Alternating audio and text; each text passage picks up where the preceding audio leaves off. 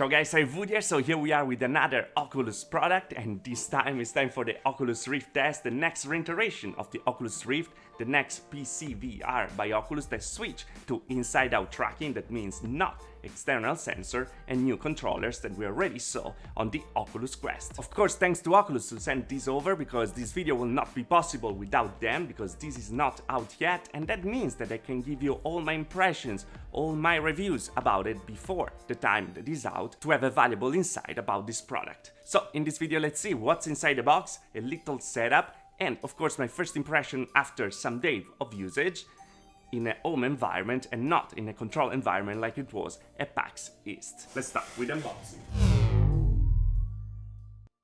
Okay, so here we are with the Oculus Rift test. Let's get to the unboxing directly. As you can see, we have the image in front, and on the back we have all the information with the different games coming and the minimal configuration to use it. Also the little logo for Lenovo, because this is made in collaboration with them. So let's slide it open like we did with the Oculus Quest, and let's see what's inside this box. 3, 2, 1, let's go.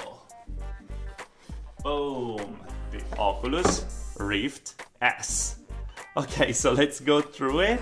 Here we have the headset with the cable already attached. We see the two cameras in the front, the two cameras on the side, and the one on the top that are gonna give us the inside-out tracking for this headset. And let's put this on the side a second. Let's get to the controllers. There are 1 and 2, left and right. Exactly the same controllers like the Oculus Quest. And I guess that's all. Let's take it out. And here we are with the last part, where we have the batteries for the controllers. We have the setup guide that frankly I don't think we need it. We have the warranty, and here a DisplayPort to micro DisplayPort adapter. Here we are. So what you're gonna find in the box are the controllers, left and right, the batteries, the DisplayPort adapter, and the Oculus Rift S over here.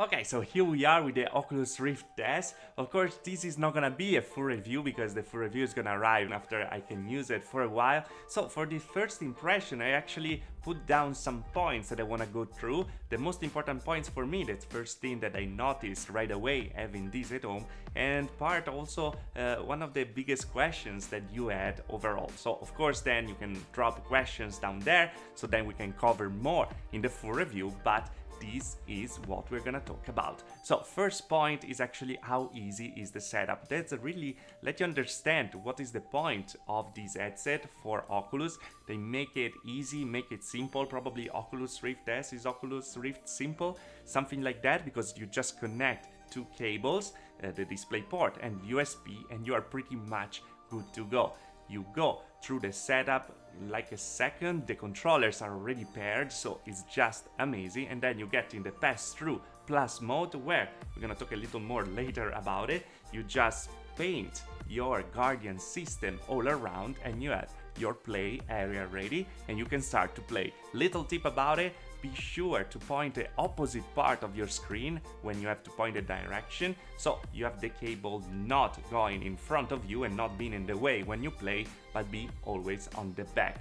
Be sure to do that, and you're gonna be super happy with it. And the second point that I wrote is actually the clarity of the screen. This is not the highest resolution screen on the market. It's not even close. It's 2880 by 1440, so the same single screen as the Oculus Go, pretty much. But here you have a PC behind, so you can also super sample. Everything looks very crisp, and it's very weird to get in an Oculus environment and actually being able to see everything without glaring and with more resolution, because as you might know, the Oculus environment is just for Oculus users.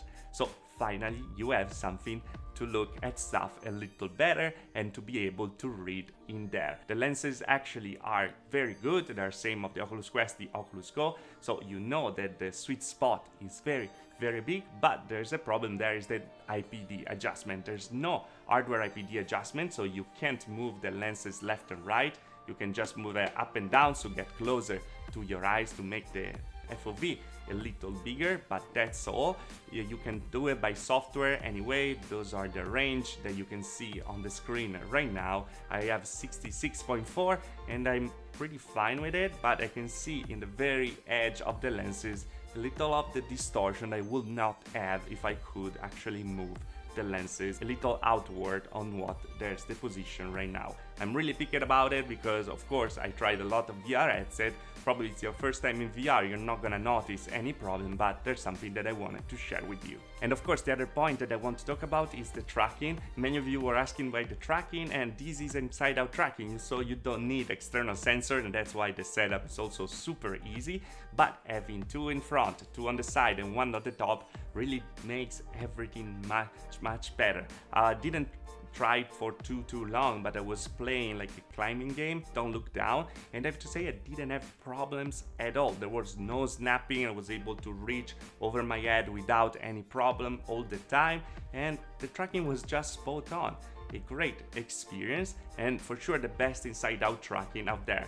Now for competitive game, where we're gonna talk about more in the future videos, but for now, yeah, it's very good. I'm kind of impressed, as I was at PAX East as well. Now, the other point that I actually wrote is how weird it is to be in the Oculus product without having light bleeding inside, because you might know that every Oculus product has a lot of space in the nose. They actually said there was actually also a feature so you can see outside the inside out world. Well, in this case there's no need because you have the Passthrough Plus, so I'm gonna talk a little more later.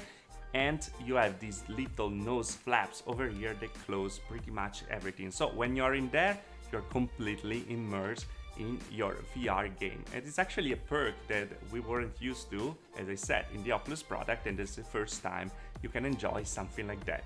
Very nice. And this no light bleeding is also thanks to this face cushion that really fits very well on your face, and I have to say this is probably the most comfortable headset I ever tried in a short period. I'm gonna let you know for long periods, of course, in the future, but it's just amazing. You put it on in a breeze, you open, you close it, and well, you're good to go, completely in the dark, completely in your game. It's really well balanced, and that's thanks also to this little strap on top that really helps a lot. Probably it's not gonna be the nicest headset to look at. To me it's like a little ugly, but hey, it's super comfortable, and that's the important thing when you are in there. But of course, talking about this strap, we have to talk about something that's actually very negative, and is the audio. The audio is not the best, I'm not gonna lie. You really want to use like another audio solution. You have two speakers pointing down. It's not as directional, it's not like as good as it was like with the Oculus Quest that it faced this way, or with the Oculus Go that it faced this way.